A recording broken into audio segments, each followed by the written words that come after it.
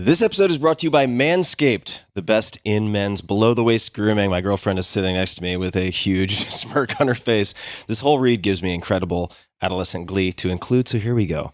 Manscaped's products are precision-engineered tools for your family jewels, yours and mine, and their performance package is the ultimate men's hygiene bundle. Now, I have a friend, I'm not going to mention him by name, very well-known guy. He does public AMAs, and people submit questions, and the most common, or one of the most common questions he gets that he has never answered is, how do I shave my balls? I'm not making this up. So that's where Manscaped comes in. I tested their Performance Package 4.0. Among other goodies, you'll find their Lawnmower 4.0 trimmer. Yes, I said lawnmower. Weed Whacker ear and nose hair trimmer, Crop Preserver ball deodorant, and more. That's right, girlfriend. The Lawnmower 4.0 is the future of grooming, and dare I say, one of the greatest ball trimmers I've ever used. Yes, I do dare say that. The 4th generation trimmer features a cutting-edge ceramic blade to help reduce grooming accidents. Nobody wants those. Think of Something About Mary. Nobody wants that. Thanks to their advanced skin-safe technology, the Lawnmower 4.0 is waterproof and also has an LED spotlight if you need a more precise shave. And who wants a sloppy shave? You want precision. This is some Knight Rider technology, my friends, and I can vouch that I'm ready for my centerfold shoot and still fully intact. Was it scary? Yes. Was it worth it? Also, yes. My girlfriend sitting nearby, my main beneficiary, makes the effort, so I figured it's only fair. And I didn't realize this, but a member of my team has also conveyed to Manscaped, the company, that it has absolutely, quote unquote, saved his balls. True story. The trimmer also has an IPX7 waterproof rating. No idea what that means, but I'll tell you what it means. Meaning that it's totally safe for use in the shower if you like to get wet and wild. The Performance Package 4.0 also includes the Weed Whacker nose and ear hair trimmer. You can follow up your lower trim with the Crop Preserver ball deodorant, which provides, and I quote, residue-free chafing barrier. A residue-free chafing barrier, you heathens, pay attention, for your most sensitive parts. It's time to take care of yourself. Time for some basic landscaping. Get 20% off and free shipping with the code TIMTIM, it's one word, at manscaped.com. That's manscaped.com. That's 20% off with free shipping at manscaped.com and use code TIMTIM. Unlock your confidence and always use the right tools for the job with Manscaped. This episode is brought to you by Allform. If you've been listening to this podcast for a while, you've probably heard me talk about Helix Sleep and their mattresses, which I've been using since 2017. I have 2 of them upstairs from where I'm sitting at this moment. Helix has gone beyond the bedroom and started making sofas. They've launched a company called Allform, Allform, and they're making premium customizable sofas and chairs shipped right to your door at a fraction of the cost of traditional stores. So I'm sitting in my living room right now, and it's entirely Allform furniture. I've got 2 chairs, I've got an ottoman, and I have an L-sectional couch, and I'll come back to that. You can pick your fabric. They're all spill, stain, and scratch resistant. The sofa color, the color of the legs, the sofa size, the shape to make sure it's perfect for you and your home. Also, Allform arrives in just 3 to 7 days, and you can assemble it all yourself in a few minutes. No tools needed. I was quite astonished by how modular and easy these things fit together, kind of like Lego pieces. They've got armchairs, love seats, all the way up to an 8-seat sectional, so there's something for everyone. You can also start small and kind of build on top of it if you wanted to get a smaller couch and then build out on it, which is actually, in a way, what I did, because I can turn my L-sectional couch into a normal straight couch and then with a separate ottoman in a matter of about 60 seconds. It's pretty rad. So I mentioned I have all of these different things in this room. I used the natural leg finish, which is their lightest color, and I dig it. I mean, I've been using these things hours and hours and hours every single day. So I am using what I am sharing with you guys. And if getting a sofa without trying it in-store sounds risky, you don't need to worry. Allform sofas are delivered directly to your home with fast, free shipping, and you get 100 days to decide if you want to keep it. That's more than 3 months, and if you don't love it, they'll pick it up for free and give you a full refund.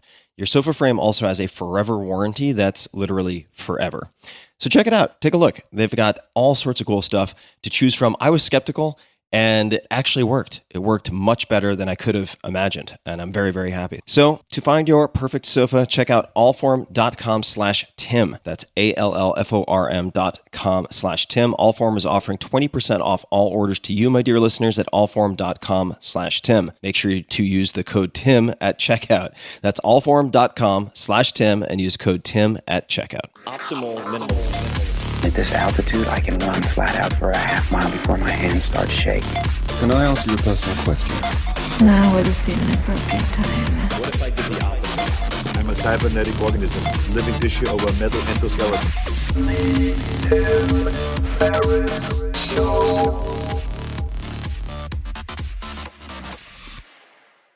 Ohayou gozaimasu. Good morning, good afternoon, good evening, everyone. I very rarely cover current events on this podcast, but this is a new experiment. To avoid overwhelm, I do not track the news 24/7 with doom scrolling because that will crush my soul. Rather, I depend on conversations with my smartest friends to find the signal in the noise. The following conversation with Noah Feldman is an example of such a conversation. And it is very similar to what we would have offline, and I wanted to share it with you. I learned a ton, and as usual, I changed my thinking a lot, which I always do when I chat with Noah. Please let me know what you think of this experimental format by sending me feedback on Twitter at tferriss, Tferriss. Do you love it? Do you hate it? Do you have suggestions for improvement, how to make it better? The usual long-form interviews with evergreen questions will still be the default and bread and butter of this podcast, so don't worry about it being replaced. But if you like this format, I could see doing more of these episodes, perhaps once a month or once every 2 months. It's just a very easy way to get caught up without drowning in the news. I'm going to have these conversations anyway, so let me know if you would like me to share them. Let me know what you think, and thanks for listening. I'm thrilled to welcome back Noah Feldman. You can find him on Twitter at Noah R. Feldman, Feldman. Noah is a Harvard professor, ethical philosopher and advisor, public intellectual, religious scholar and historian, and author of 10 books, including his latest, The Broken Constitution, subtitle, Lincoln's Slavery and the Refounding of America. He's also a hyper polyglot. It tells you something when that can be omitted in the bio. Moving on, Feldman is host of the Deep Background podcast, a policy and public affairs columnist for Bloomberg Opinion, and a former contributing writer for the New York Times. He served as senior constitutional advisor to the Coalition Provisional Authority in Iraq, and subsequently advised members of the Iraqi Governing Council on the drafting of Iraq's interim constitution. He earned his A.B. summa cum laude from Harvard, finishing first in his class. Selected as a Rhodes Scholar, he earned a DPhil, which I just learned how to pronounce properly, from Oxford University, writing his dissertation on Aristotle's ethics. He received his JD from Yale Law School and clerked for Justice David Souter of the U.S. Supreme Court. Noah's 10 books also include Divided by God, America's Church-State Problem and What We Should Do About It, What We Owe Iraq, War and the Ethics of Nation Building, Cool War, subtitle, The United States, China, and the Future of Global Competition, Scorpions, The Battles and Triumphs of FDR's great Supreme Court justices, and The Three Lives of James Madison, Genius, Partisan, President. You can find him on Twitter, as mentioned, at Noah R. Feldman, Instagram, at Noah R. Feldman, and all things Noah can be found at noah-feldman.com. Our first interview can be found at tim.blog/Noah, and thank you for being here, Noah. I was born to be a lab rat. I'm very excited. And we have spec'd out a few different subjects, a few different topics that we'll attempt to navigate. And I use the royal we here because it's going to be mostly you. I'm sure that won't be true. But I will play the part of audience stand-in, and I will ask questions. Let's begin with Ukraine. And you can kick this off in any way that makes sense, in the micro, the macro, or otherwise. How would you like to begin? I think a good place to start is with the question that never really gets asked in all of the coverage of this long war. And that is, why do people go to war in the first place? And that might sound like a stupid question because people like stuff and other people have the stuff. And if I have an army and I can take your stuff, why not go to war? And that does seem to be sort of at some very basic level what's going on here. Putin just calculated that he had an army and he wanted at least part of Ukraine and maybe more, and he could do it. But the real question that's underlying that is a question about whether people who run countries are a little bit rational. You don't have to believe that they're completely rational. You just have to think that when they decide to go to war, they know people are going to die. They know it's going to cost them something. They also know there's something to be gained. And so the assumption that they're rational is just an assumption that they've thought about the pros and cons of doing it. And I think in the case of someone like Putin, who may have made a tremendous miscalculation with this war, but has been pretty successful in a lot of his other foreign policy undertakings, you can be sure he thought it over. And so the question that raises is, if Tim has a very, very large army, and I have a very small army, and Tim wants my country, and Tim comes to my border, he masses his troops, and says, hey, I want, let's say, your 2 favorite provinces. And I say, no. And Tim says, well, then I'm going to invade you. And a lot of people are going to die, some on my side, but a lot on your side. And at the end, I'm going to have the provinces. And I say, holy crap. I mean, maybe Tim is correct. And if Tim is correct, I should just give up because I'm going to lose the provinces anyway. And fewer people will be dead. And I won't have destroyed my army, which I might need another day. And meanwhile, you should only make that threat if you're very confident that you're going to win. So logically speaking, it's a puzzle. Why does anyone actually fight the war? And I'm fascinated by that question, and I think Ukraine really, really raises it. Well, how would you make an attempt to answer that question? Do you think it was a miscalculation?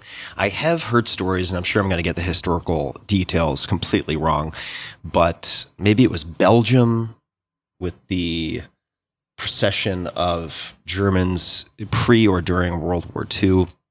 But the underdog standing up and having only a snowball's chance in hell, but nonetheless having a snowball's chance in hell and defeating the odds, defying the odds. Why do you think we have ended up where we are? Or do you think there was a rational calculation or perhaps even what some people would consider an irrational calculation? I was thinking about this yesterday. For instance, I think a lot of lower income folks get made fun of by people who are sanctimonious in the higher echelons of society for buying lottery tickets. And they say, well, that's just a tax on the poor, right? It's stupid. But then I was thinking, is it really stupid? Maybe it's buying hope for $1 a day, in which case, if having a sliver of hope is only costing you $1 a day, that's actually the bargain of a lifetime. So how would you begin to tease apart how what you just described has played out in Ukraine versus Russia? First of all, let me say I love that example of the lottery tickets. It's one of my favorite examples of how elitists, and I'm perfectly capable of being elitist sometimes, so this is not an argument that all elitists are bad or that everyone's an elitist, but why elitists get it wrong? Because they think I wouldn't get any joy or pleasure out of spending $1, which I'm probably going to lose. So whoever does it must be delusional, using a rational actor calculus. And they fail to realize there's what you might call entertainment value, but even entertainment is understating it. Hope is really a feeling that matters. Now, that doesn't mean you should spend hundreds of dollars that you don't have on lottery tickets, but it is an argument. So there's a direct analogy to that in the case of war. You could also think of this in the context of 9/11. One of the fire chiefs, a guy called Ray Downey, who was the chief who had started Rescue One, which was the part of the New York Fire Department that goes to save firemen who are in trouble. And he went back into the buildings when I think it must have been extremely clear to him that he wasn't going to come out of those buildings. And that's a product of spending your life saving firemen, and there were firemen in harm's way. And he must have, in my imagination at least, made the judgment in that moment, which I deem a heroic judgment, that he didn't want to walk away from those buildings that day. That would have been a violation of everything he stood for. So for sure, there is an element of that. And sometimes if you're standing up and fighting for your country, even against the odds, it should be explained in that way, that you know you're going to lose, but your dignity and your pride matter enough to sacrifice your life. And so that can be an explanation sometimes for why a side that thinks it's going to lose a war, even it's sure it's going to lose the war, doesn't stand up. So you do need to take that into account. But that probably doesn't cover the decision of all statesmen and stateswomen. The people at the top whose job it is to take into account not just pride, but the interests of their whole nation. And so there's a very interesting theory about why people, even in that situation, go to war, which I've always been fascinated by. And I don't think I buy it 100%, but I think it's really valuable to think about it. And it was introduced by a guy called James Fearon, like fear with an on at the end of it. He's a political scientist. And his argument was the following. Even if everyone's rational, you can still have people go to war when there's genuine uncertainty about who's going to win because the two sides don't have the same information about who's going to win. They have differential ideas. So in his theory, take the Putin example. Putin's thinking, I'm going to win this war, which is what most external observers thought, including a lot of military observers whom I respect a lot. A lot of people thought he would win the war, Putin would win the war, he'd win the war fast. Much bigger army, lots of military experience. But it was also possible that, even if not very probable, that Ukraine would do a lot better in its own self-defense than anyone thought it would, including Putin. And it may be that the Ukrainian leadership thought that.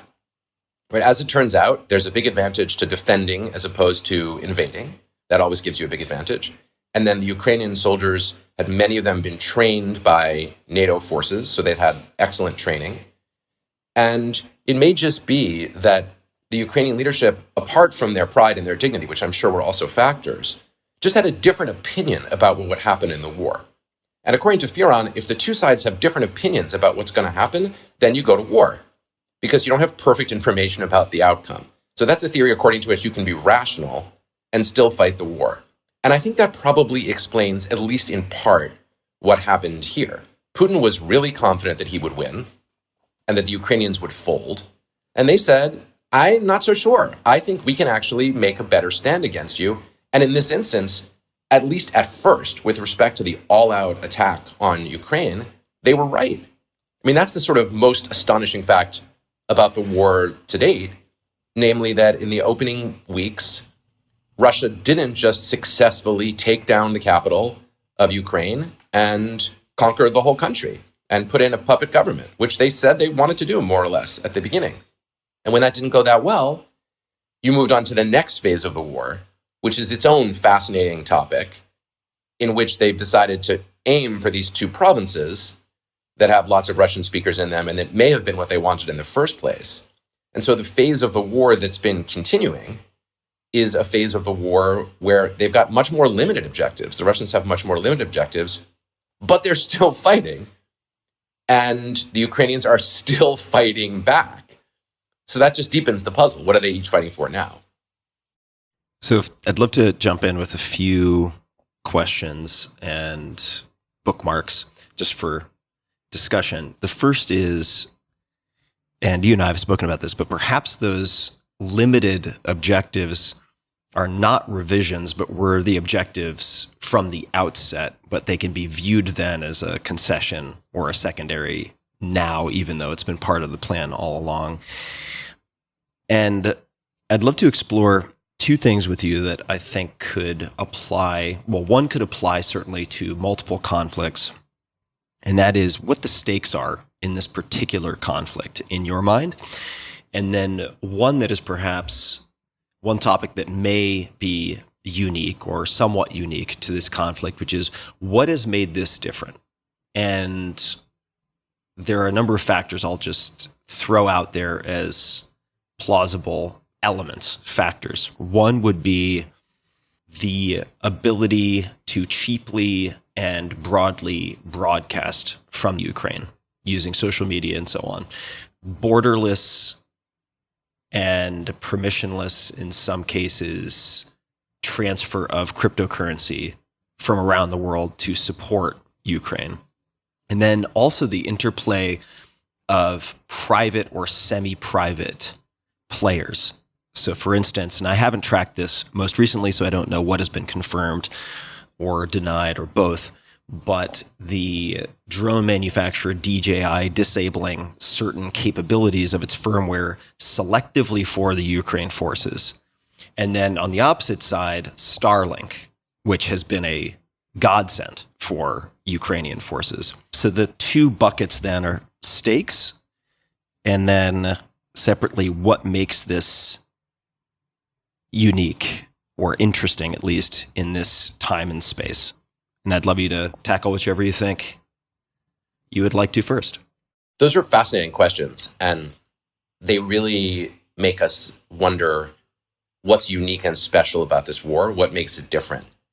And of course, from the Ukrainian perspective, at least at the beginning, the war was existential. They couldn't stop. And from a European perspective, what makes this war really special and the reason that Europe has organized itself so much in support of Ukraine is that they recognize, the rest of Europe recognizes, that if Putin can walk into Ukraine and take over large chunks of it, or the whole thing, that he's a serious threat to the other countries in the region, and that the basic idea that Europe is a safe and secure place where you can go from place to place without worrying about it, where war has been rendered obsolete, is just false. And so that helps explain why it's so important to them. It also explains why it's important to the US. And all of that gives you some reason to understand why it's constantly still in the news, even though I think a lot of people, some days, I admit to my shame, myself included, just don't follow it anymore. The glib analogy would be, we're used to the playoffs happening, and at the end of the playoffs, there's the finals. Doesn't matter which sport you're following. And then you get a break.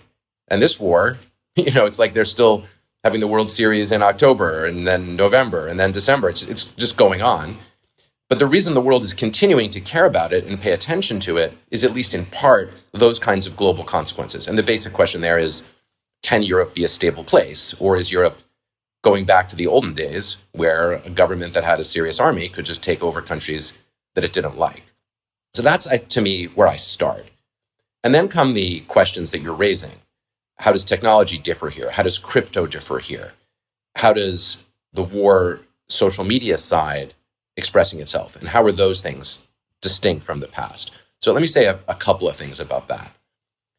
There have been some really creative efforts, especially on the Ukrainian side, to try to use crypto, Web 3.0, in order to kind of link themselves to the zeitgeist, to the moment, and gain some advantages from it.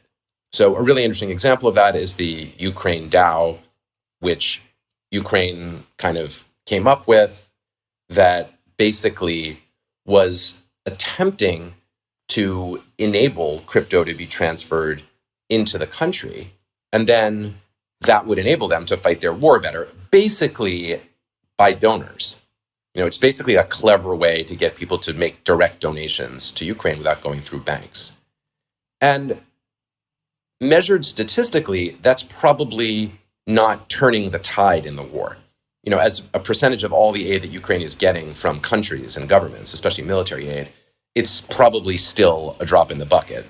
But the fact that they could do it is what's significant. The fact that they could say, we're going to try to draw on contemporary technology opens the thought that, hey, maybe this is a way for aid to be sent from ordinary citizens to a country more over time. And we've seen other kind of less exciting hacks like that, sort of at the beginning of the war. Lots of people who wanted to send money to individuals in Ukraine were using Airbnb.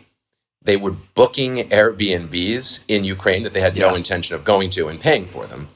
And since Airbnb had a payment mechanism in place, that was a way to make donation. Now, it may not be the way to make the most effective donation. It's a subsidy to those Ukrainians who already had Airbnb setups. But it was a symbolic and meaningful way of getting involved, but probably not transformational on its own. It does raise the possibility, though, of how these kinds of tools are going to operate in future wars. I will say one thing about it, though. It's entirely possible that in the long run, crypto would be to the advantage of an aggressor like Russia, rather than being to the advantage of a state like Ukraine that's defending itself and that has the world more or less behind it. Because the main sanctions that the world is putting on Russia now are economic sanctions. I mean, that's the other fascinating thing about this war. It's still really being fought. Sure, arms are being sent to Ukraine, but the West is basically fighting this war economically. It's trying to cripple Russia. And those sanctions mean, for example, making it hard for Russian banks to operate, making it hard to transfer money into Russia through the international banking system. And those are pretty effective tools and sanctions. In principle, if the Russian economy could operate via crypto, and crypto were not very heavily regulated the way it is not yet, then Russia would have the capacity to evade a lot of those international sanctions using crypto. And I think from the standpoint of crypto advocates, one of the really important things to do has been to make sure that the narrative of the war doesn't become, look how Russia is using crypto to evade economic sanctions. That would be a very bad look. And it would echo the worries that some government regulators have about crypto, which is that it's not responsible to state control. And of course, that's one of the things a lot of crypto advocates love about crypto, which is that it's not subject to state control, or at least at present is not fully subject to state control. So to shift the narrative to look how cleverly Ukraine is using crypto, it's not exactly PR, but it's a clever spin move, both for the Ukrainians and also probably for crypto advocates. To what extent has the, as I understand it, let's just call it focus on locking down private banking, certain types of private banking, tax havens for extremely wealthy Russians, let's just say in quotation marks, oligarchs, not all of them would be certainly maybe considered oligarchs, but to some extent to try to affect the inner circle, those most powerful private citizens, or perhaps not even solely private, within Russia as a means of affecting Putin. Do you think that is pie in the sky, or do you think that could have some bearing on decision-making or internal coups or power dynamics within Russia? The people who've been advocating for that and have been carrying it out in Western capitals are realistic, I think, for the most part, behind closed doors, about recognizing that Putin really doesn't care what happens to his rich buddies, and that his power over those oligarchs is so great that if he wants to take away their money, at least the money they have in Russia, he does it anyway. And he's not afraid of the oligarchs using that as a tool to bring him down. I mean, he's done it before, right? He has just arrested oligarchs and locked them up, including people who were multi-billionaires. And he had zero worry, it seemed, that that would weaken his power or strength. So I am myself very skeptical. And my sense is that a lot of experts who know much more about the way Russia operates internally than I do are also really skeptical of this really affecting Putin. On the other hand, it comes into the category of it might help, and what's the downside? And the downside for a lot of rich people who are not Russian oligarchs is that they look at this and they say, whoa, wait a minute. Have we entered a moment where a country can freeze all of my assets because they don't like something that the government of the country that I'm from is doing? You know, you can imagine how high net worth individuals would not like that very much, because they're thinking, what if some country gets really mad at the United States, which happens? Are they going to engage in these kinds of sanctions that are targeted and directed against us? You know, we club of poor, starving, oppressed billionaires. And to put it a little more seriously, it's not, in my view, a great precedent to be setting worldwide that we're freezing your assets because we don't like your government, because you might have an impact on what that government does. So there are some downsides to it. But I think from the standpoint of sending a message that we're doing everything we can, and also that we're not targeting individual Russians who are poor or ordinary people, you can see the kind of policy appeal of it. And last but not least, who, after all, has a lot of sympathy for a Russian billionaire? You know, it's not high on the list of people whom, you know, our heart's going to go out to. You know, we're not going to all jump on board to make donations to them. So, you know, they're sort of like, almost by definition, they're the James Bond bad guys, and they don't have a powerful advocacy organization drawing sympathy to them. So, you know, I myself have no sympathy for them, but I'm not sure that this kind of targeting honestly really works all that well. I think to a significant degree, it seems that it doesn't so far, but it's relatively easy and it makes headlines. So a couple of points, maybe not points, just observations for folks. So just to paint a picture, and please feel free to fact check this, Noah, if I'm getting things wrong. But if we just take, for the sake of discussion, Putin as the world's first official trillionaire, and then compare that to billionaires, it would be like a millionaire putting someone in jail who has a few $1,000s, right? So just to draw kind of a power contrast, if we use money as a proxy for power, certainly Putin has a lot more behind that as well. And a question I'd like to ask is, Could one make a compelling argument that Putin did not miscalculate? And let me explain. And that his decision to invade was rational in so much as, similar to in the US, if we look at the history of re-election, let's just say, in the case of the US, that wartime presidents are frequently re-elected. If domestic support for Putin were waning and he wanted to bolster that, could an argument be made that protracting a battle in Ukraine would actually be to his benefit in some form or fashion? I have read a decent amount about Putin. He is not stupid. He's very systematic. He's very aggressive. And as easy as it might be on some level for folks to try to paint him as this lunatic who's looking for the red button to smash with his fist because he's lost his marbles or has early onset dementia or fill in the blank, I don't find that immediately compelling. What would you say to any of that? Two great issues there. The first about Putin being more powerful than the oligarchs, and the second about whether there's a rational calculus for continuing the war. And let me take them one at a time, because they're both too good to pass up. So on the first one, you're right that Putin is richer than his oligarchs, but I think that matters zero for his power over them in the following way. In the United States, where we have a pretty well-functioning property regime, where basically, notwithstanding what a libertarian might say, the government doesn't take all your money for no reason. It does tax you, but it doesn't take all your money for no reason. We do use money as a powerful proxy for overall capacity to do stuff, to have power in our country. It's obviously true. It also is connected to the way our politics works, right? If you have a lot of money, you can fund a lot of political movements. You can, in fact, affect politicians. You can buy and sell. In the United States, if you want to be powerful, the best thing you could be would be to be super rich. I totally buy that. But it's not exactly like that in a place like Russia, where the president can, with no need to answer to anybody else, just imprison the richest people. If you can lock somebody up, it doesn't matter how rich they are. And it doesn't matter how rich you are, honestly. I mean, Putin he could have not chosen to, rob and steal from his countrymen and his country to amass a vast fortune. And he still would be powerful as long as he could lock people up.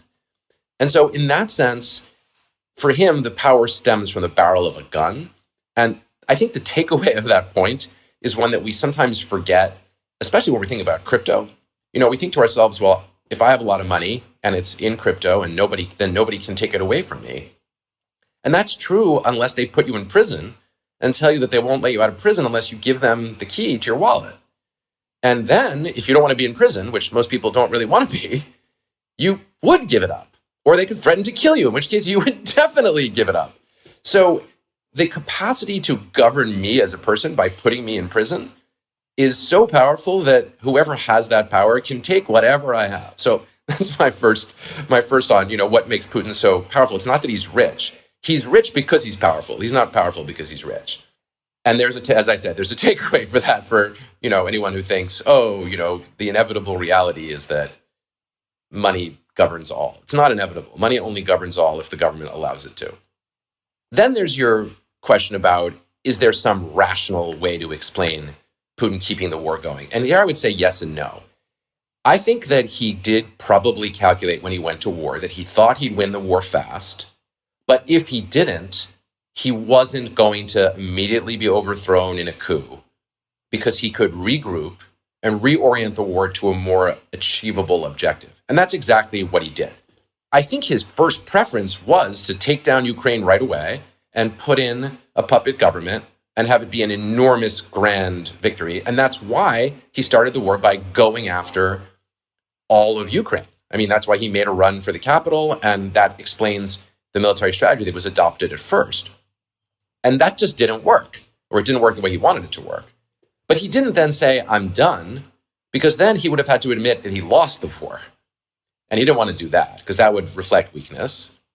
And so he defaulted to what a lot of people expected him to do in the first place, which is just go after these two provinces in one region and focus on getting those. And then if he wins that, he can say, that's all I ever wanted, and that was a victory. And I think he can reason that at least if he can win that war in some reasonable period of time, the Russian public will either put up with it or ultimately be happy about it. And so it makes sense for him to keep on fighting with that more limited objective in mind. He also might have in the back of his mind, last of all, that if he does win that province, then he can consolidate, take a deep breath, and then decide if he wants to go back and do the whole thing again, going for all of Ukraine. And if Ukraine is worried about that, which they should be, the Ukraine would then have reason to say, okay, just take these two provinces and be done with it, and we're willing to resolve the war. And that leads me to my final comment on this, which is a genuine worry, which is what's going to happen if that happens? What's going to happen if Putin says, okay, I want to keep these two provinces, and Ukraine says, Zelensky says, okay, we're done. We lost a lot of people. We know we can't win these provinces back from you, and we're a little scared that you might come after us, and we don't want to take that risk. So the war's over.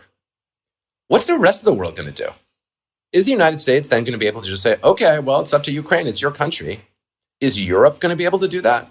Because the message that that's sending to the world is still, hey, if Putin wants some provinces of your country, he can come and get them. So the rest of the world, the US, Europe, we're in pretty deep on this, arguing that Russia should lose the war.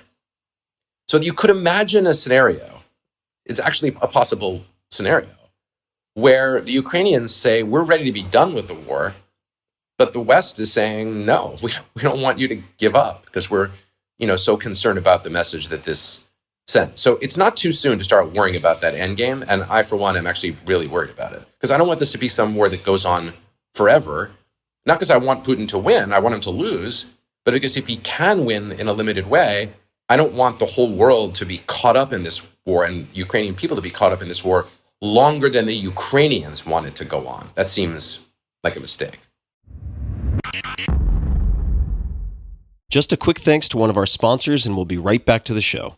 This episode is brought to you by Athletic Greens. I get asked all the time what I would take if I could only take one supplement. The answer is invariably AG1 by Athletic Greens. If you're traveling, if you're just busy, if you're not sure if your meals are where they should be, it covers your bases. With approximately 75 vitamins, minerals, and whole food sourced ingredients, you'll be hard-pressed to find a more nutrient-dense formula on the market. It has a multivitamin, multi-mineral greens complex, probiotics and prebiotics for gut health, an immunity formula, digestive enzymes, and adaptogens. You get the idea. Right now, Athletic Greens is giving my audience a special offer on top of their all-in-one formula, which is a free vitamin D supplement and 5 free travel packs with your first subscription purchase. Many of us are deficient in vitamin D. I've found that true for myself, which is usually produced in our bodies from sun exposure. So adding a vitamin D supplement to your daily routine is a great option for additional immune support. Support your immunity,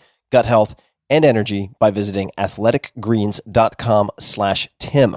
You'll receive up to a year's supply of vitamin D and 5 free travel packs with your subscription. Again, that's athleticgreens.com/Tim. I have a number of follow-on questions that I would love to get your take on. So first, we talked about freezing assets, or rather you mentioned, and I asked about freezing assets earlier. Do you think any of the decisions by the U.S. could, in terms of negatively affecting USD reserves, US dollar reserves in other countries, end up in some way devaluing the United States dollar as the reserve currency of the world? In other words, do you think any of the decisions that the US government has made or could make could lead central banks and other such groups to change how they think about the composition of their reserve currencies?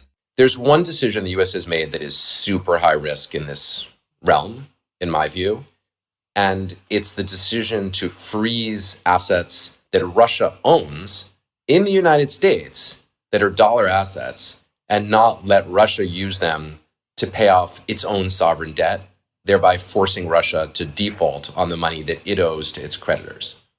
Now, why is that risky? It's risky because Russia is not the only country that owes money to people in the form of sovereign debt that keeps its money in the United States to pay back some of that debt. And that's, in fact, one of the reasons that the dollar is a reserve currency, because people are confident that if they hold their money in a US bank in dollars, it'll hold on to its value and they'll be able to use it to pay back their creditors. And so if countries realize that under some circumstances, their dollar assets in the US can be frozen for political, moral reasons, and that they won't be allowed to pay off their own creditors with that money, that should make them think hard about whether they want to keep their money in dollars in a US bank for purposes of paying other people back. Now, the reason that the people in the Treasury Department who think most deeply and hard about this haven't concluded that the US shouldn't do this, that the US shouldn't freeze these assets in a way that makes Russia default, is that they're calculating, and they're smart people, they're calculating that the dollar is still so stable and strong relative to other possible currencies that people can hold, that countries will still maintain their large reserves in dollars. They'll just say, okay, well, let's not invade any other countries. And they'll say, oh, that's only happening to Russia because it did this extreme behavior. But the reason I think that's actually a pretty substantial gambit or risk is that once we've done this once and gotten away with it, the temptation is going to be there to do this again to other countries we don't like.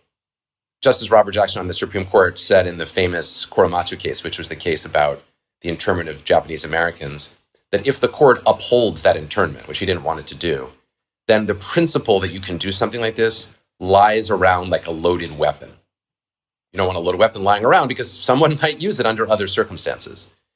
And I think that's the worry here, that this kind of freezing assets and not letting countries use them to pay off their own debts is it going to be a very tempting thing for US policymakers to use as leverage in the future. And if we were to get into that habit over time under different circumstances, that I think probably would have the effect of undermining confidence in people holding their dollars in the United States.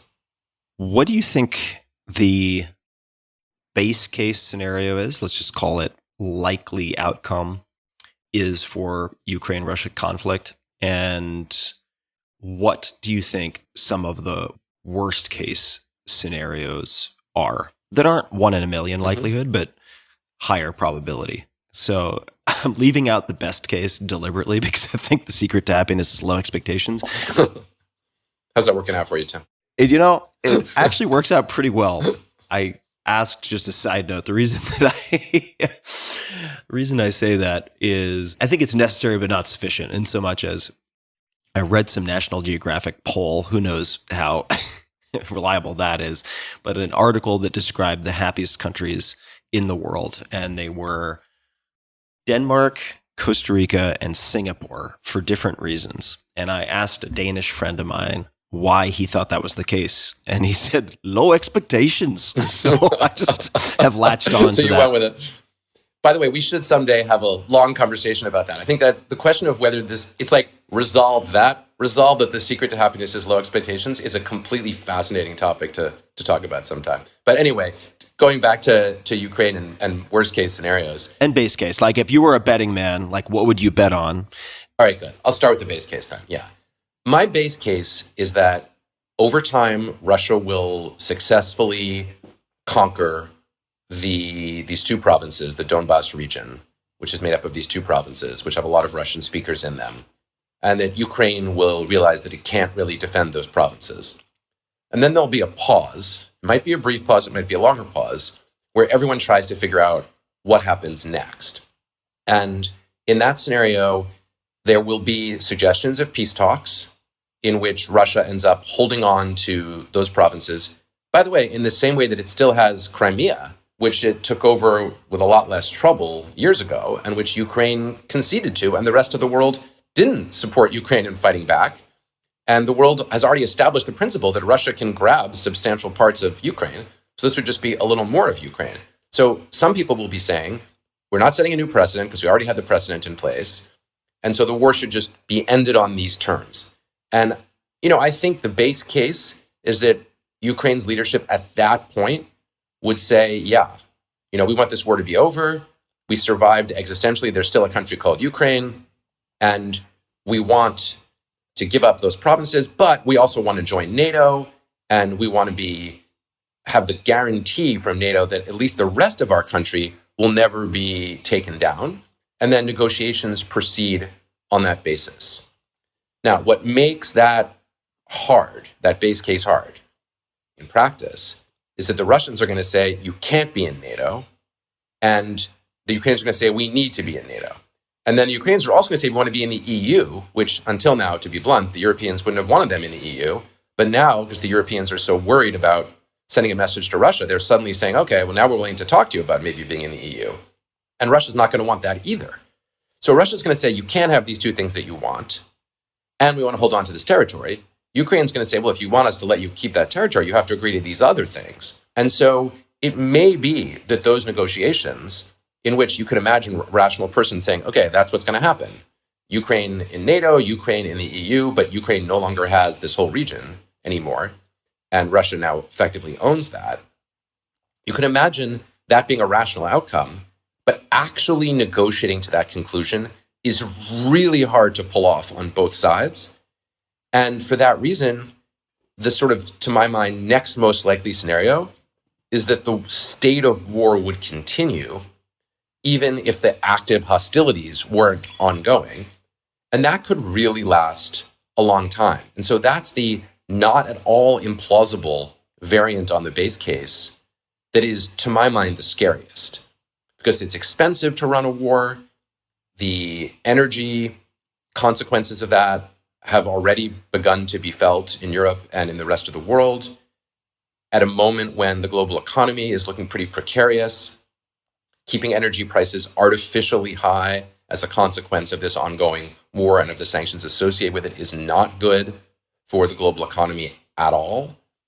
And so you could imagine a scenario where this, as it were, just gets beyond us, where neither side is capable of reaching the compromise that would be the quote-unquote rational compromise, and that as a consequence, this just goes on for a long time. And if you say, oh, well, that couldn't happen, lots of wars go on for a really, really long time, sometimes at a low level, sometimes at a less low level, because they don't have a clear model for resolving them.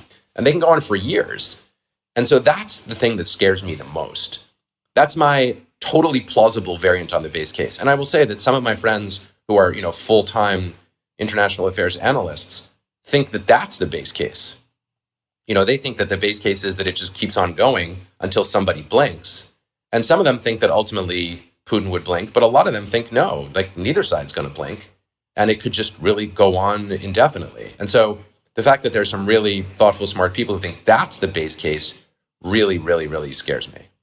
You mentioned international affairs analysts, and I would like to know from your perspective, do any books come to mind or people who you find or that you find particularly interesting or informative with respect to geopolitical strategy, brinksmanship on this geopolitical three-dimensional chessboard, or warfare in any capacity, for people who would like to get a better understanding of how these games are played, maybe historical precedents, how different conflicts have turned out depending on different stratagems used by opposing parties, for instance? Any books or people you find interesting? One is something that a lot of listeners will have heard of, maybe all listeners will have heard of, and some will have read, especially people who are veterans, and definitely people who've been in the service academies will have read. And it's not that long, and it's unbelievably good. And it's this book called On War by von Clausewitz, a German general. It's the single most influential book on war written since Sun Tzu's Art of War. And as I said, it's required reading in military academies in every country in the world. It's shockingly well written. It's unbelievably clear. And it has a very specific philosophical view about what war is like and what war is for. And it's famous for the line that war is the continuation of politics by other means. And that's a profound statement, because it suggests that war serves the interests of political actors and is prosecuted to achieve those interests. But the other thing about it that's really fascinating is he wrote it from the point of view that says the only smart way to fight a war is to fight it absolutely. without holding back.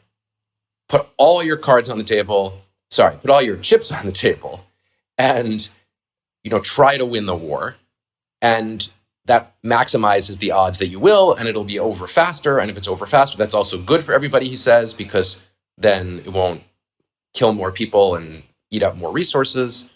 And yet, despite the fact that the first idea of von Clausewitz, the idea that war is politics by other means, is accepted by everybody in the domain of war and politics, there are lots of wars that aren't fought in the extreme, all-out von Clausewitz way. Tons of them, including a bunch of US wars, which have not been fought that way. Wars which, notably, we haven't won. Wars like Vietnam and Iraq, and arguably even Afghanistan. So I would strongly recommend that book. I can't actually recommend it strongly enough. It really makes you think. And it's easy to buy. You can buy it in any bookshop, and I'm sure you could buy it on Amazon, in 20 seconds. In terms of contemporary people writing about the geopolitics, I really like to mix and match. I like to read work by people who are thought of as realists, who think that national self-interest is all that matters. And I like to read work by people who are called idealists, who think that moral principles matter as well. And I really like historical perspective. So on anything to do with Ukraine, I love the work of a historian called Tim Snyder, who teaches at Yale. And he's, first of all, a fantastic historian who's genuinely a Ukraine expert. I mean, his first few books before he got famous were highly technical historical studies of Ukrainian history. And then each book he writes gets a little broader in terms of its audience, and now he writes very broad and general books. And he's a terrific historian, and he's really the person to read on Ukraine and its history. And he also takes you beyond just Ukraine and discusses the relationship between Germany and Russia and really the whole 20th century's concept of war, which interestingly, he thinks of Ukraine as having been at the middle of, not because Ukraine was so important, but because the countries, Germany and Russia, that were fighting these wars were fighting in part over the territory that includes Ukraine. So I would strongly recommend any of his books. His grand book is called Bloodlands. It's long and intense, but it's very, very, very beautifully and clearly written. And if you can stomach a book about the wars of the 20th century, you'll learn a ton about geopolitics and the region in the process. Thank you for those recommendations. Sounds like I have some von Clausewitz to read, first and foremost. You're going to love von Clausewitz. You're going to love him. He would totally be on your He would totally be on your podcast if you were still alive. I wanted to mention one, which is going to be a bit of a risk for me to mention simply because I haven't read it, although I have some familiarity with the author and have watched a number of presentations by the author. And the reason I would mention such a book without having read it is that it has come up again and again in conversation with friends of mine who are in intelligence or formerly from intelligence, or let's just call it high-level military, and not just in the U.S. Mm-hmm. So this book has been widely translated, and I know it is also read very widely in China, just as an example, by military. And this is a book called Coup d'Etat, A Practical Handbook by Edward N. Luttwak. I'm imagining that's how you pronounce it, Luttwak. And it was originally published in 1968, but here's the description on Amazon. It has 127 ratings. This is not a mainstream, I wouldn't say, book, but it is very well reviewed. I have not read it again, so I can't vouch for it. But the opening description is Coup d'etat astonished readers when it first appeared in 1968 because it showed step-by-step how governments could be overthrown. Translated into 16 languages, ... It has inspired anti-coup precautions by regimes around the world. So that would be maybe a partial explanation for why the Chinese officials and military would be interested in this. And it goes on and on. So that also, I can't personally recommend, but it has been recommended to me by many, many folks. It's 300 pages, 304 pages long. So about 10 years ago, I wrote a book about US and China, which was called Cool War, which I thought was like the best title of any book title I've ever come up with. And I was convinced that I had come up with the perfect name for the US-China relationship because my whole argument in the book was at the time, the US and China were getting along really well, but their geopolitical interests were diverging, even though their economic interests were still overlapping. And so my whole argument was, this is going to change because our geopolitical disagreements are going to get deeper and deeper and deeper. But I said, we're not going to start shooting at each other because that would literally be insane. And so what we need is a word for a situation where there are two global superpowers that are the two poles, but they still cooperate economically. And there are all kinds of names going on at the time. People were saying, oh, it's not cooperation, it's frenemies with benefits. You know, people had all kinds of names. Yeah, exactly. Frenemies with benefits. And very senior strategist at Harvard wrote a book called The Thucydides Trap, raising the question of whether China and the US would inevitably go to war. And I was like, no, they're not going to inevitably go to war, but it's going to be like the Cold War, but not as cold. So I came up with this idea of cool war. And it was a very hawkish book at the time, extremely hawkish. It was liked by the hawks on both sides. And that led me to an exchange. Now, could you just, for people wondering, could you explain just in this sense, what do you mean by hawkish?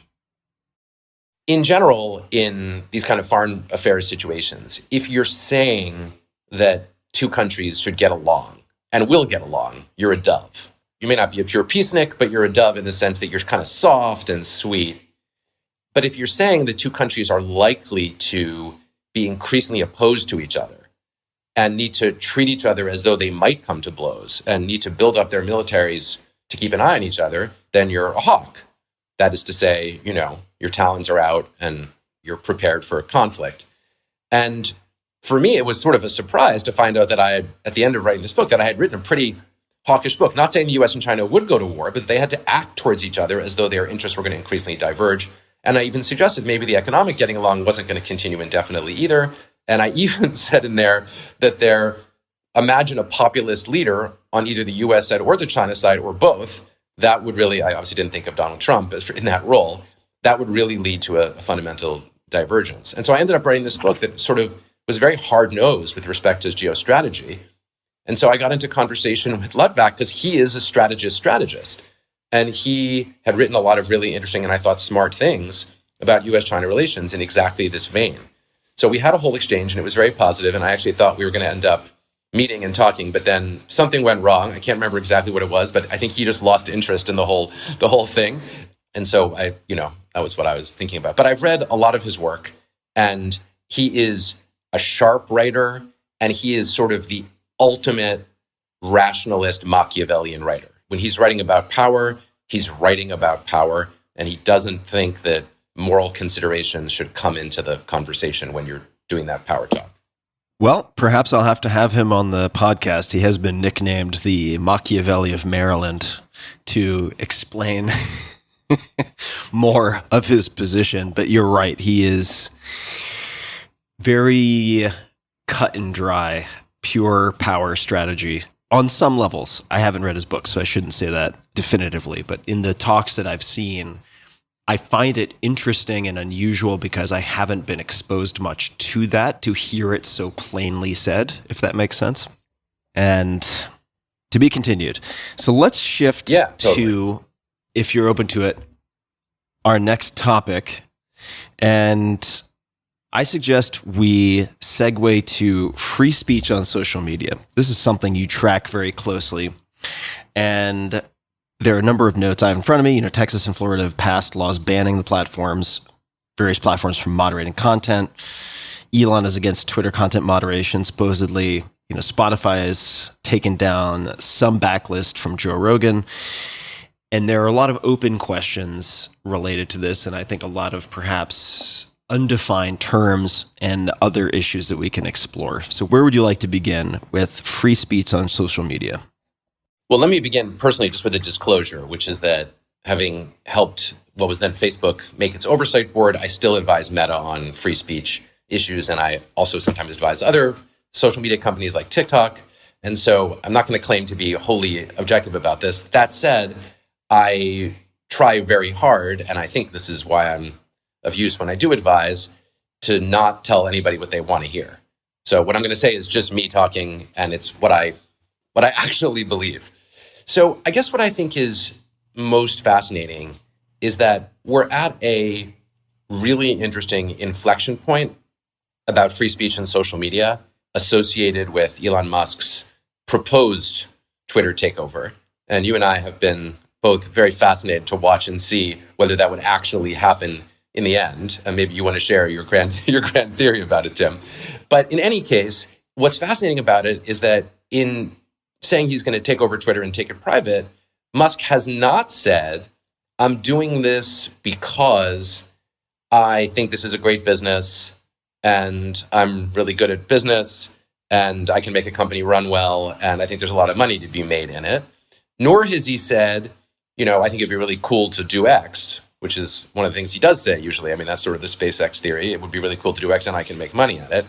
Instead, he expressed, for I think the first time, at least in his public business career, a kind of free speech related values-based view. He basically said, I don't think it's good that Twitter limits people's free speech through content moderation, and I want to change that. So that's a pretty substantial reason to spend $40 billion, even if you had at the time, maybe 3 or 4 times that. I'm not sure he still does, but even if he had at the time 3 or 4 times that, that's a pretty fascinating motivation. It's a really different kind of motivation. And it's not only unusual for him, it's unusual for anybody. We might expect, Jeff Bezos to buy the Washington Post, but that did not cost any $40 billion for him to buy, or to sustain. That's a relatively small purchase from the standpoint of someone with a ton of money. So the moment that we're in is a moment where the idea that content moderation is a problem for free speech is getting a lot of airtime, and where simultaneously on the other side, you've got the idea that the deplatforming of Donald Trump from effectively all of the major social media outlets at the time was something that remains supported by many, many liberals in the political spectrum, notwithstanding that it's hard to imagine a greater violation of the principle of free speech than that the guy who was president of the United States then and remains the most popular politician on the Republican side can't speak through these platforms, especially given that the guy, Donald Trump, made his reputation to some significant degree using Twitter. So we've got sort of the two extreme positions arrayed here. And what we don't have is a lot of clarity about the terms on which this fight should be played out. I can say more about that, by the way, if you want. I was just pausing so I don't go on for too long. Yeah, please say more. And I would also just love to know if we're dealing with a wide spectrum of definitions for free speech, or if it's free speech in quotation marks with other motives at play. You don't have to speak to that right now, but I would like to explore that because... Totally. That's exactly where I was going to go. Great. Let's go there because I think I, like many people, are like, well, wait a second. Like what this person is calling free speech is not, I think, what one would find the perhaps legal or constitutional definition to be. And then what this person is calling free speech is really driven by this motivated reasoning around what they want or some financial outcome or who knows what. So I'd love you to expand on that. Your insight, Tim, is actually, I think, the single most important starting point for figuring out what's going on in this debate right now. And it's that we can't define what free speech is unless we dig down a little bit underneath the slogan. So free speech has 2 different meanings, basically. One meaning is the ordinary meaning of the term, which means something like, I get to say what I want to whom I want when I want to say it. And that would include my saying it on social media. And if I'm deplatformed from social media, or if my post is taken away because it violates the terms of service or community standards of a particular social media platform, then under that ordinary meaning of free speech, my free speech has been limited. I can't talk in the place and way that I want to talk. Then there's what you might call the lawyer's definition of free speech or the constitutional definition of free speech. And that's really narrow. What that says is that under the First Amendment to the US Constitution, the government can't stop me from speaking. But only the government. A private party can stop me from speaking. So the example I always use with my con law students, though they may be irritated at me for doing this, is I point out that if you teach constitutional law as your day job, like I do, your kids at a very early age tell you, when you tell them to be quiet, that they have free speech rights. So my son, I don't know how old he was when he said that, but very, very young, maybe 5 or something.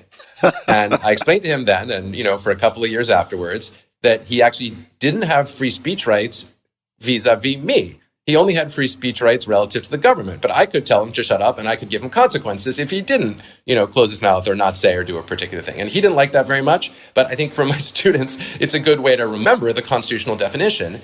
It's the reason you can tell someone to shut up without violating the Constitution. And similarly, under that constitutional definition, so far at least, and I'm going to go there in a moment, but so far at least, if a social media platform, which is a private company, which has its own constitutional rights, tells one of its users, you can't say that, or we're kicking you off the platform, the social media platform, has a constitutional free speech right to say, we don't want to carry your speech. And you, the user, have zero constitutional rights vis-a-vis the social media platform. So notice right away that that's a completely different definition of free speech, and it's one that's just focused on the government. What's really fascinating, is that second constitutional norm is under some pressure. Because there are now some Supreme Court justices, at least 2, probably 3, who have been telegraphing in short opinions, not in full Supreme Court opinions, but in short opinions, that they think that the idea of constitutional free speech should be reinterpreted so that the social media companies can't regulate all of the speech on their platforms and claim the protection of the First Amendment when they do so. And those justices, they're conservative justices, have a really interesting set of arguments that 4 or 5 years ago, liberals kind of liked, but then liberals gave up on them, but now conservatives like them. And those arguments basically say something like this: a ton of our conversation is happening on social media. Maybe we should analogize social media companies to a common carrier, like a telephone wire company, which can't pick and choose who's allowed to get a telephone and who isn't allowed to get a telephone based on what they're going to say over their telephone. Or maybe they should be thought of as public accommodations, sort of like a chain of hotels, which can't say, we're not letting you stay in our hotel because we don't like you. That would be discrimination and it would be unlawful. And so those justices are saying we should reconceptualize the social media platforms as more like one of those two things, either like a common carrier or like a public accommodation. And we should allow the government to pass laws that say they can't discriminate on the basis of viewpoint. And the state of Texas, because they like to be out ahead, that was a joke, the state of Texas passed such a law. They have, in fact, passed such a law. They passed a law saying, it wasn't a very funny joke, they passed a law saying that social media companies with more than a certain number of users, I think it was 50 million users or something like that, so the big social media companies, cannot take down any content based on the viewpoint expressed by the social media company. And of course, the social media platforms and others immediately went to court to get that law blocked. And the first court said, okay, we're going to block the law. Then the Court of Appeals said, we're reinstating the law. And then the Supreme Court, by a very close vote, by a 5-4 vote, said the law is not going to go into operation while the lower courts figure out if it's constitutional or not. So that legal court case is ongoing, and it's going to be really, really, really important because it goes to this core question of whether those two different definitions of free speech should remain poles apart, two different definitions, or whether they should come together and become a single definition of what counts as free speech. 2 questions. The first is, why did liberals, broadly speaking, like the arguments that you described a handful of years ago? How did they differ, perhaps, from what you just described, and why did they give up on them? This is a fascinating and, for liberals, embarrassing story, I would say, for free speech liberals, of whom I am one, by the way. So when I say it's embarrassing for free speech liberals, I'm including myself in this. So take yourself back in time 5 or 6 years to when social media was getting extremely powerful as a way of people expressing themselves, but Donald Trump had not yet emerged as a major political phenomenon in the United States. So maybe you have to go back 7 years. At that time, free speech liberals were really worried about the following thing.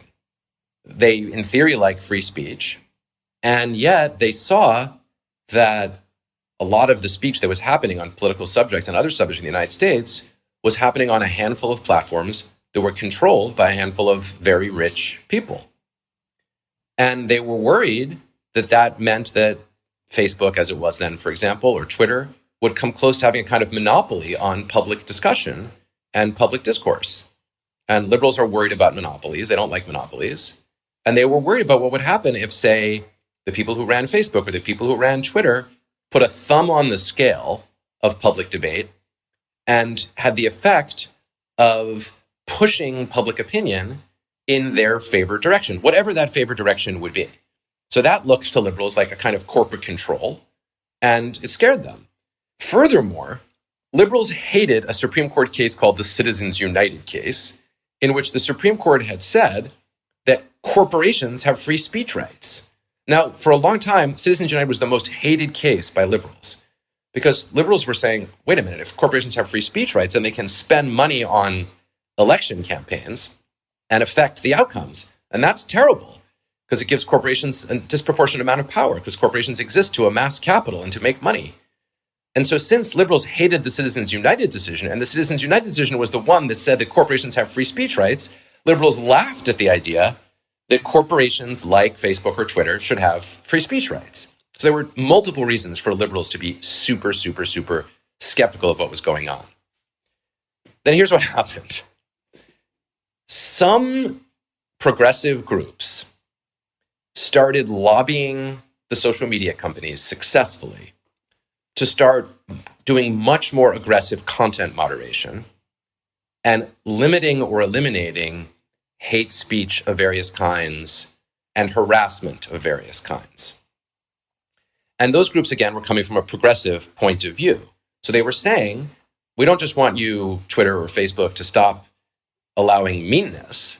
They were saying, we don't want meanness on the basis of sex, meanness on the basis of race, meanness on the basis of sexual orientation. So those kinds of concerns were desirable from the standpoint of liberals, and it started to work, and the social media companies upped their degree of content moderation in a way that liberals started to like, because discourse on those platforms then became in certain ways more civil, less discriminatory, and less nasty than general public discourse, say on Internet 1.0, would have been.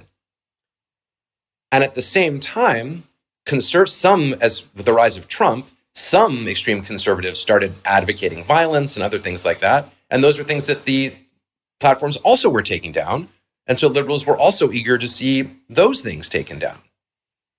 And so liberals reconsidered their prior position that these companies should be subject to regulation and restriction, and maybe even controlled by the First Amendment.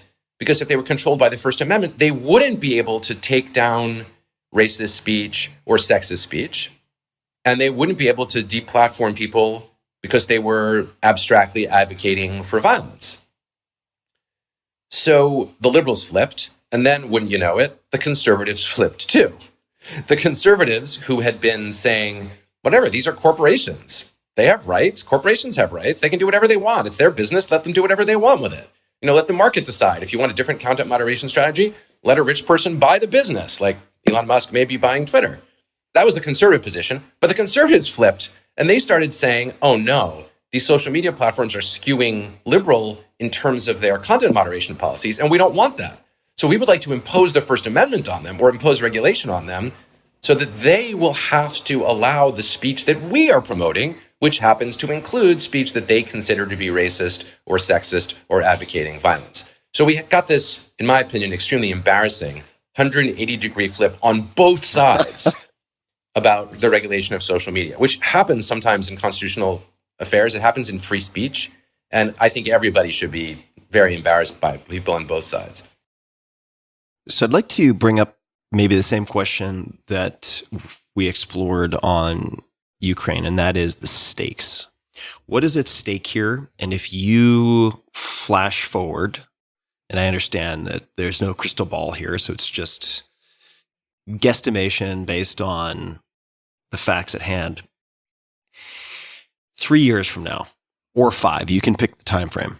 What's at stake, and what would you say are the base case and could be best case. You can include best case if you like. I know I'll reverse my Scandinavian orientation on that one.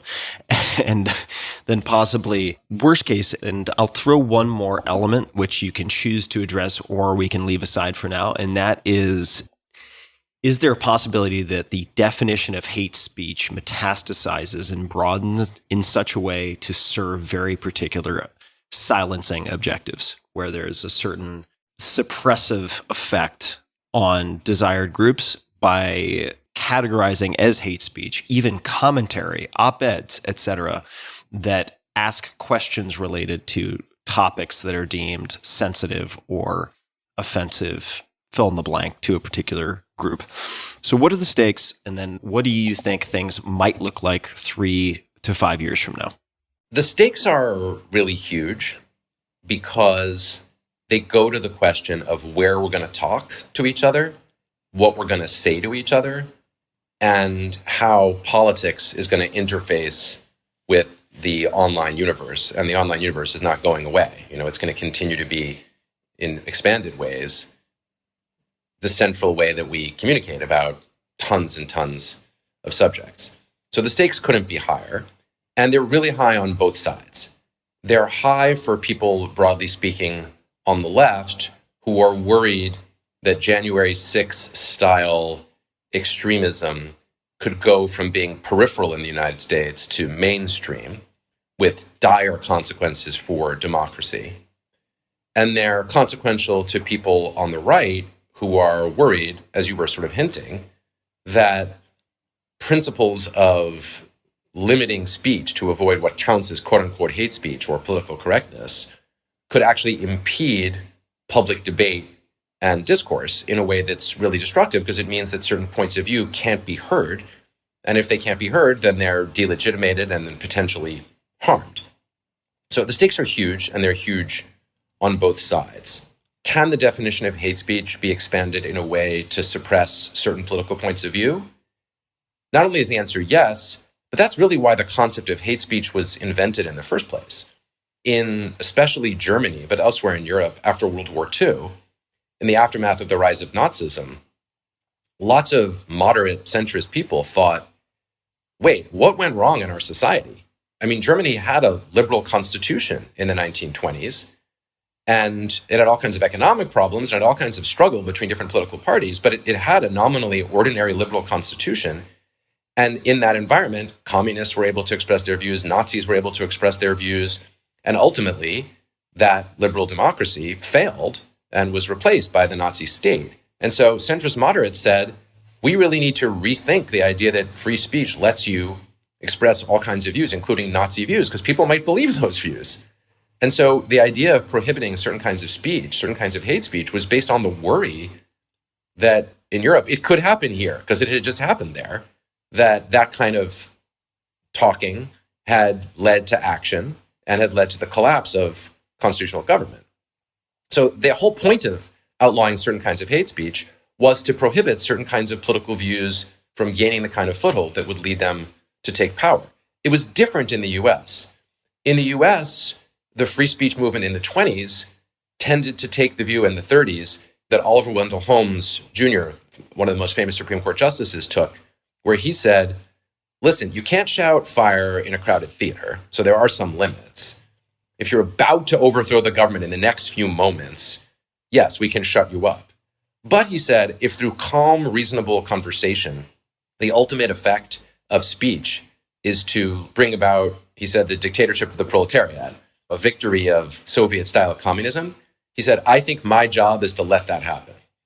That's his most extreme formulation in favor of free speech, but it's damn extreme, and he said it in a Supreme Court opinion. And so that was the kind of absolutist view that said, as long as you're not about to imminently cause violence, you can say whatever you want, and if that undermines our political norms, that's fine.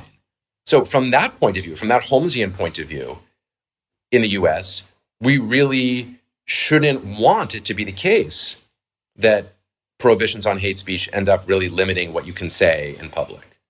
That's the kind of strong pro-free speech view. The worry is, are we in a place where Germany was in the 20s? Is January 6th the kind of historical event that shows you that there's a genuine risk that people could try to overthrow the government of the United States. And, as more details come out, not just about January 6th, but about Donald Trump's various efforts to try to reverse the outcome of the election, there is a point of view that says that's not so crazy. Our democracy maybe is in greater danger than it's been at in the past, and maybe for that reason, speech should be limited. So I think what's hardest about this problem is a lot of what you think depends on how you assess our real world situation. Do you actually believe that we're in danger of enough people getting on board with dangerous, bad, crazy ideas and breaking our democracy that you need to do things like deplatform Donald Trump? Or do you think, look, we're fine. Sure, January 6th was terrible, but that was only a relatively small number of people, and Donald Trump didn't succeed in overthrowing the outcome of the election, and we shouldn't mess with our basic free speech norms, which have served us so well until now. So that leaves the question of the base case. To me, the most probable outcome is that we continue to have a pretty robust system of private actors, including newspapers and social media platforms and others, limiting speech pretty extensively. But we also have some other social media actors, whether it turns out to be Twitter or some startup social media entity, that have totally different rules, that are much closer to ordinary free speech rules, that are much closer to the idea that you can say whatever you want. And then we would get a more expanded ecosystem in which, if you really want to say something to a lot of people, you're going to find some venue in which you can say it. And my guess is, again, more probable than not, that if the market does that, the courts will then back away from speculating about maybe whether they should step in to intervene and allow a limitation of what these social media companies do. And that's because I just don't think it's sustainable in the long run that half or even 35% of the public is supporting someone for president, and that person has no major social media outlet. I just don't think that's practically probable or realistic. Either the social media outlets or some social media outlets will shift to allow that kind of speech, or new social media outlets will come into existence, or someone will buy one of the existing ones and flip it. So in those scenarios, there will be some mechanism for all kinds of speech to get out there. And then the US will probably ultimately preserve at least the core of our free speech tradition, probably. But that's just the base case. You can imagine it going the other way in that you can imagine the government intervening and saying we're going to have much more aggressive requirements passed by state legislatures or others that say that the social media companies can't silence hate speech. And then what would happen is we would sort of go back to Internet 1.0, where you really could say anything you wanted somewhere on the internet, and you could be as nasty as you wanted, and you could be as dangerous as you wanted. No one could really do anything about it. That is also a possible scenario that could potentially emerge. It may be that the social media platforms, with their central dominance over so much of our speech, will turn out to have been an artifact of a certain moment in the history of the web, a Web 2.0 moment. And in a Web 3.0 moment, maybe they just won't matter as much, even if they continue to use the kinds of content moderation standards that they presently have. So I have a number of maybe mundane logistics/plumbing questions for you. You'll see where this is going. And the two questions are just asking as a purely naive, politically illiterate person, if state legislatures pass, let's just say Texas says social media companies past X number of users need to behave in the following way, how does that actually play out and work functionally, right? Is there just geofencing where suddenly Twitter is turned off in Texas, like the Great Firewall of China? That's question number one. And then number two is, and I understand that Web3 and decentralization is a huge topic we could explore separately, and that may be the answer, but how realistic is it to have the sort of free market argument that there will be players who constrain free speech, there will be players who do not constrain free speech, and the fittest will survive if many of those which will begin as startups are dependent on infrastructure that is centralized and rented from a company like Amazon with AWS, for instance, to which a lot of pressure can be applied as a choke point. So those are the two questions. On the first one, the sort of technical point, if you ask people for the big social media platforms, could you just turn off service in Texas tomorrow? They say no. They say that's too hard for us to do right now. And it's not just me saying that they say that, they said that in court papers. My sense is that it is a technically hard problem.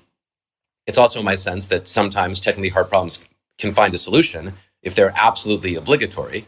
And you do wonder how Texans would feel if tomorrow they couldn't get Twitter or they couldn't get Facebook or Instagram or TikTok in the state of Texas. Now, maybe they would discover that that was a new utopia. In fact, I have a fantasy that if that happened, I think I might move to Texas. I think it would be kind of great if I couldn't use any of those things. I had an enforced protection. I just saw, this is relevant to this, I just saw a study in a journal, a scholarly journal, suggesting that just having your phone with you in the room, even if it is off, makes you dumber on a whole bunch of testable criteria.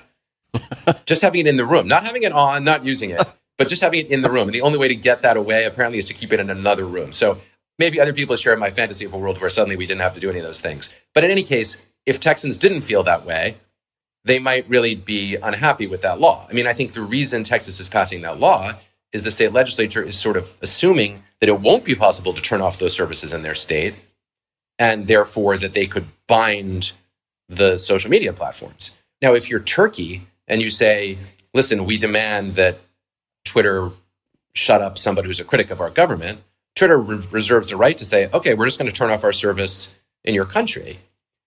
The question is, so if that could be done in Turkey, maybe it can be done in Texas by some means and mechanisms. So that might be one way that that plays out. But at present, the social media platforms say it's too hard. So that's the first question.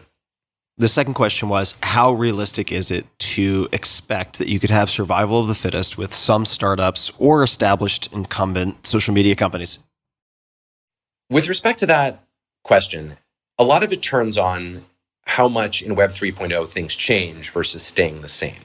So one thing that we saw in the aftermath of the Trump deplatforming is that sites like 4chan and 8chan and other kinds of social media platforms that were under criticism for allowing various kinds of speech that was considered to be repulsive in the aftermath of January 6th, had a problem on their hands, which is that they did have to be hosted by centralized infrastructure, and huge pressure was brought on the centralized infrastructure to cut them off. And so that actually led to the taking down of a bunch of significant services. And so if we were to see a continuation of that structure, then I think the idea of decentralization won't work. The idea that, don't worry, there's something that can be said somewhere on the web won't work, because it still will be possible to go to whoever controls the infrastructure at different layers. I mean, it could be Amazon at the AWS service. Apple and Google at the App Store level. Exactly. So as long as that kind of centralized infrastructure remains in place, I think you're 100% correct that it isn't a solution to enabling their speech, if that's what you want to do, to say, well, they can say their views somewhere. However, here's where a kind of Web 3.0 scenario of truer decentralization might make a substantial difference. If those kinds of services, hosting services and other services, were to follow a path that some Web 3.0 analysts and advocates either expect or hope that it will, of radical decentralization, so that there's no one in the middle controlling large parts of the infrastructure of the web, then it would be a solution. Because then Amazon could say, look, we can't just take down the sites we want on AWS. We can't just refuse hosting to those companies. We would bring down the whole internet if we did that. You know, the whole internet is dependent upon this decentralized infrastructure. And of course, it's even possible that maybe Amazon Web Services wouldn't be behind the whole infrastructure of the web. Maybe other actors would be because of different forms of decentralization. So through those mechanisms, it is possible to imagine a kind of return to Web 1.0, which was, after all, radically decentralized. And what's fascinating about that question, and I can't say that I have a strong intuition about what the right answer to it is, I mean, predictively, is that it's really striking that Web 1.0 was constantly being touted, we can remember this wasn't that long ago, as unique and original because it was decentralized, because you could do whatever you wanted, because anyone could be anyone they wanted on the internet, because there were no rules. And then came Web 2.0 and the centralization of the platforms, and a lot of people made a lot more money in that phase than they had done previously because these centralized platforms were able to provide services that it turned out a lot of people wanted. The internet alone wasn't as desirable to most people as interacting via these platforms. And so the grand question on which this turns is, will enough people want to go back to the older system? Or will it be possible through decentralization to give people the kinds of things that they liked about Web 2.0? And so one of the places this will play out is the metaverse. This is a grand and fascinating question. Will the metaverse be this radically decentralized thing, a lot like Web 1.0 was? Or will the metaverse come to be dominated by a handful of central platform actors who make money on it, the same way that Web 2.0 operated? And there's a lot of talk, some of it utopian and idealistic, about how we're going to go back to a world of radical decentralization. And maybe that's true. And maybe in certain respects that would be better. Probably in certain respects it would be. But it's just an empirical question of whether that decentralization can give the kind of user experiences that enough people actually want. And I guess that remains to be seen. And I truly don't feel qualified to have a view about whether that's going to happen or not going to happen. Well, I love asking questions that force people to speculate in areas where they may or may not be qualified. So let's take a stab at that if you're open to it.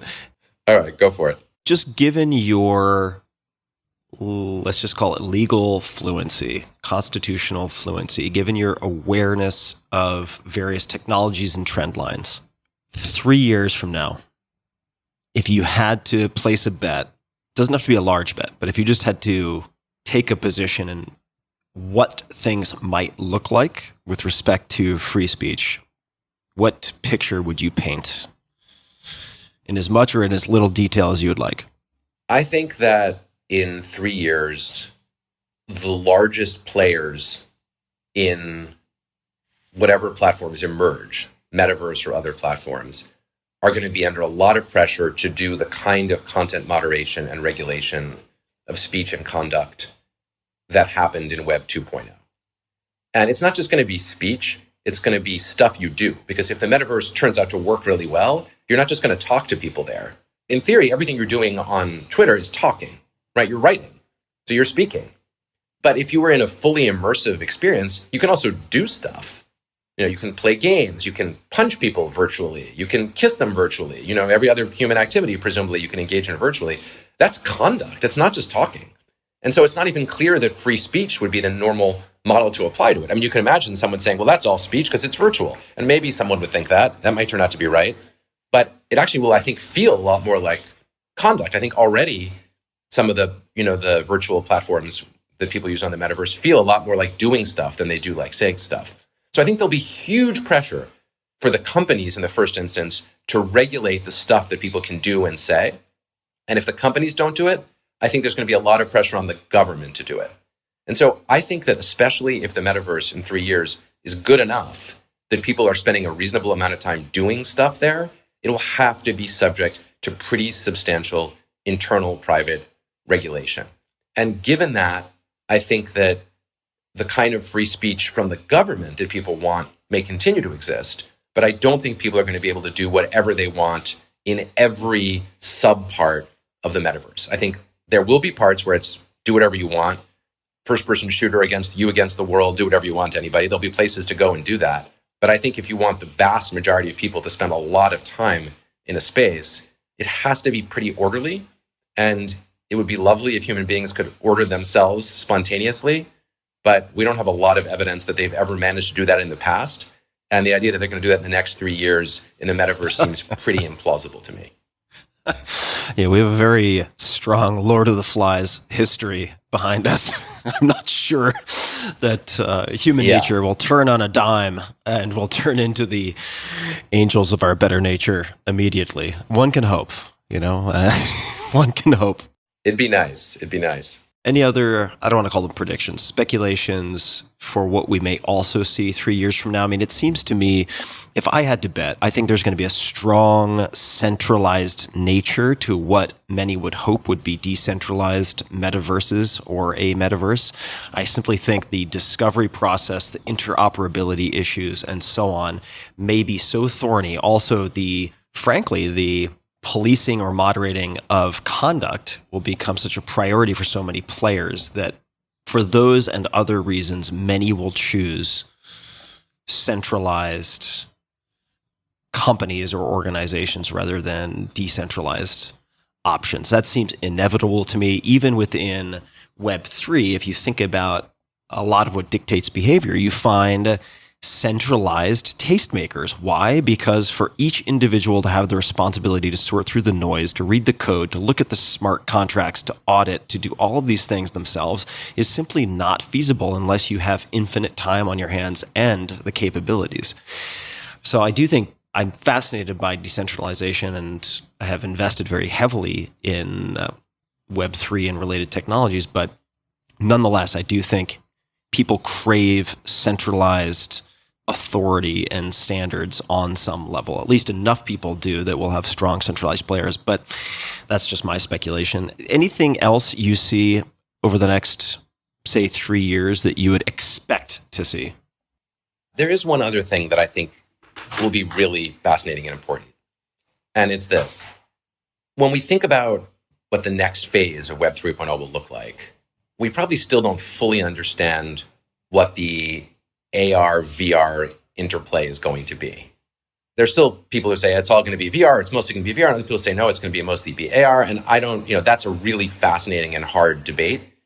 My guess is it's going to be something we haven't exactly figured out what it's going to look like yet. But let's assume for a moment that a substantial part of this is augmented reality, so that it's not just that we live all of our lives in this, to me, dystopian world where we spend 8 or 10 hours a day with a headset over our eyes, in a darkened room.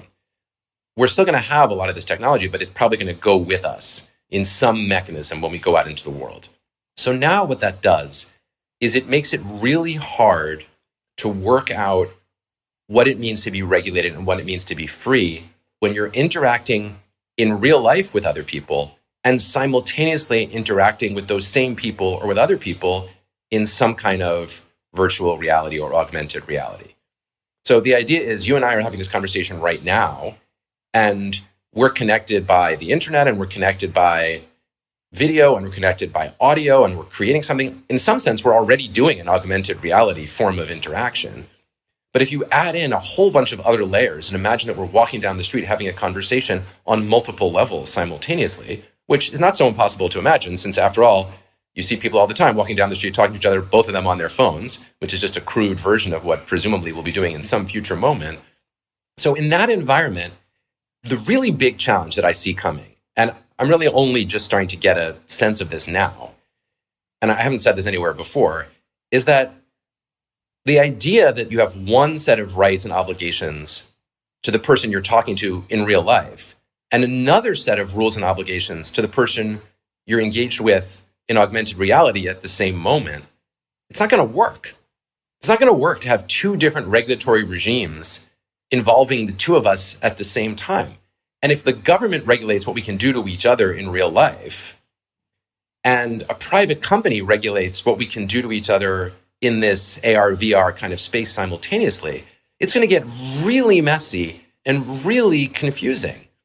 What if you insult me or I insult you in some way that we would not be allowed to do on the virtual engagement, but that we're perfectly permitted to do interpersonally? Or flip it the other way. What if you punch me in augmented reality or virtual reality, which you wouldn't be legally allowed to do on the street because the cops would arrest you, but I feel just as punched, or maybe not just as punched, but very punched in some dimension? So my takeaway here is this. If we really get some complex mixed AR, VR mix, it's not sustainable to have two totally disparate regulatory regimes, one coming from the government and one coming from the private companies. And so this is a little bit in tension with what I said before. What I was saying before was that my base case is that we are going to have mostly private regulation in these virtual spaces and continue to have mostly government regulation in real life. What I'm saying now is if we get this kind of really complexly mixed AR/VR thing, that equilibrium will not be sustainable. We'll have to move towards some much more unified, integrated kind of regulatory regime. And that's going to be fascinating, and it's going to be really extremely, extremely complicated. My oh my, the adventures ahead. Makes me think of the apocryphal Chinese curse. I've actually never heard this in Chinese, so I do doubt that it exists, but it makes for a good story nonetheless, which is, may you live in exciting times. May you live in interesting times, one of the two. And we will certainly have exciting and interesting ahead. Noah Feldman, at Noah R. Feldman on Twitter, noah-feldman.com. How fun. I really enjoyed this conversation. Thank you for taking the time. Is there anything else that you would like to add or ask of the audience, point people to before we wrap up this first experiment in this format? I love the conversation, and I just want to say to people out there who do have real knowledge of or strong intuitions about the AR/VR question and how we are going to interface with each other and with the rest of the world in the future, send me messages. You can send me an email on the website. I would love to talk about this, and the deeper that we understand what's going to happen, the more we can start thinking through how to make it somewhat humane when we finally get there. I'm really grateful to you, Tim. It's a fascinating conversation. So fun. And for people listening, I want to just mention that this is pretty close to the type of conversation that you and I would have offline, if not very, very close. So it's been really fun for me. I've taken a ton of notes, and I hope other people have as well. Certainly, we'll link to the names, the resources, books, everything that we've mentioned in the show notes at tim.blog/podcast as per usual. And anything else that you would like to add, Noah? Or do you feel complete? Just that I love talking to you because it makes me think of so many fascinating and new things, and your ideas are so powerful. It's super fun. Thank you. Oh, thanks, Noah. I really look forward to hopefully doing more of these. And I would ask that anybody listening, please let us know what you think of this format. And you can certainly shoot me a note at tferriss, TFERRISS, on Twitter. If you want bonus points, it'd be very helpful to also tag at Tim Ferriss, I think it is. It might be Team Ferriss, but I think it's Team Tim Ferriss. But the easy way, at tferriss, and you could just use hashtag Noah, and that will help us sort amongst the thousands or tens of thousands of messages to find the signal in the noise. And until next time, folks, be a little kinder than necessary. Read up on history. It will help you with the future. And thanks for tuning in. Hey guys, this is Tim again. Just one more thing before you take off, and that is 5 Bullet Friday. Would you enjoy getting a short email from me every Friday that provides a little fun before the weekend? Between 1.5 and 2 million people subscribe to my free newsletter, my super short newsletter called 5 Bullet Friday. Easy to sign up, easy to cancel. It is basically a half page that I send out every Friday to share the coolest things I've found or discovered or have started exploring over that week. It's kind of like my diary of cool things. It often includes articles I'm reading, books I'm reading, albums perhaps, gadgets, gizmos, all sorts of tech tricks and so on that get sent to me by my friends, including a lot of podcast guests. And these strange esoteric things end up in my field, and then I test them, and then I share them with you. So if that sounds fun, again, it's very short, a little tiny bite of goodness before you head off for the weekend, something to think about. If you'd like to try it out, just go to tim.blog/Friday. Type that into your browser, tim.blog/Friday. Drop in your email, and you'll get the very next one. Thanks for listening. This episode is brought to you by Allform. If you've been listening to this podcast for a while, you've probably heard me talk about Helix Sleep and their mattresses, which I've been using since 2017. I have 2 of them upstairs from where I'm sitting at this moment. Helix has gone beyond the bedroom and started making sofas. They launched a company called Allform, ALLFORM, and they're making premium, customizable sofas and chairs shipped right to your door at a fraction of the cost of traditional stores. So I'm sitting in my living room right now, and it's entirely Allform furniture. I've got 2 chairs, I've got an ottoman, and I have an L-sectional couch. I'll come back to that. You can pick your fabric, They're all spill, stain, and scratch resistant. The sofa color, the color of the legs, the sofa size, the shape to make sure it's perfect for you and your home. Also, Allform arrives in just 3 to 7 days, and you can assemble it all yourself in a few minutes. No tools needed. I was quite astonished by how modular and easy these things fit together, kind of like Lego pieces. They've got armchairs, love seats, all the way up to an 8-seat sectional, so there's something for everyone. You can also start small and kind of build on top of it if you wanted to get a smaller couch and then build out on it, which is actually in a way what I did, because I can turn my L sectional couch into a normal straight couch and then with a separate ottoman in a matter of about 60 seconds. It's pretty rad. So I mentioned I have all of these different things in this room. I used the natural leg finish, which is their lightest color, and I dig it. I mean, I've been using these things hours and hours and hours every single day. So I am using what I am sharing with you guys. And if getting a sofa without trying it in-store sounds risky, you don't need to worry. Allform sofas are delivered directly to your home with fast free shipping, and you get 100 days to decide if you want to keep it. That's more than 3 months, and if you don't love it, they'll pick it up for free and give you a full refund. Your sofa frame also has a forever warranty that's literally forever. So check it out. Take a look. They've got all sorts of cool stuff to choose from. I was skeptical, and it actually worked. It worked much better than I could have imagined, and I'm very, very happy. So to find your perfect sofa, check out allform.com/Tim. That's allform.com/Tim. Allform is offering 20% off all orders to you, my dear listeners, at allform.com/Tim. Make sure to use the code TIM at checkout. That's allform.com/Tim and use code TIM at checkout.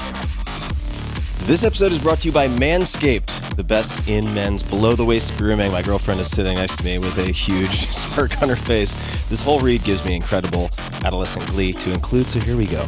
Manscaped's products are precision-engineered tools for your family jewels, yours and mine, and their performance package is the ultimate men's hygiene bundle. Now, I have a friend, I'm not going to mention him by name, very well-known guy. He does public AMAs, and people submit questions, and the most common, or one of the most common questions he gets that he has never answered is, how do I shave my balls? I'm not making this up.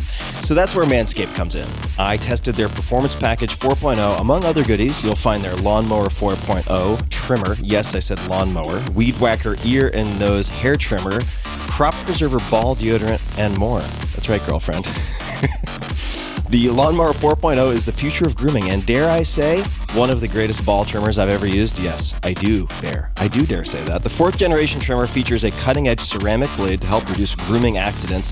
Nobody wants those. Think of Something About Mary. Nobody wants that. Thanks to their advanced skin-safe technology, the Lawnmower 4.0 is waterproof and also has an LED spotlight if you need a more precise shave. And who wants a sloppy shave? You want precision. This is some Knight Rider technology, my friends, and I can vouch that I'm ready for my centerfold shoot and still fully intact. Was it scary? Yes. Was it worth it? Also, yes. My girlfriend sitting nearby, my main beneficiary, makes the effort, so I figured it's only fair.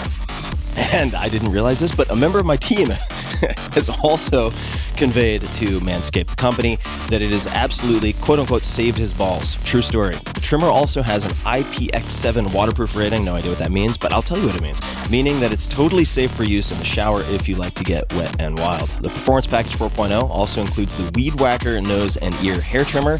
You can follow up your lower trim with the Crop Preserver ball deodorant, which provides, and I quote, residue-free chafing barrier. A residue-free chafing barrier, you heathens, pay attention, for your most sensitive parts. It's time to take care of yourself. Time for some basic landscaping. Get 20% off and free shipping with the code TIMTIM, it's one word, at manscaped.com. That's manscaped.com. That's 20% off with free shipping at manscaped.com and use code TIMTIM. Unlock your confidence and always use the right tools for the job with Manscaped.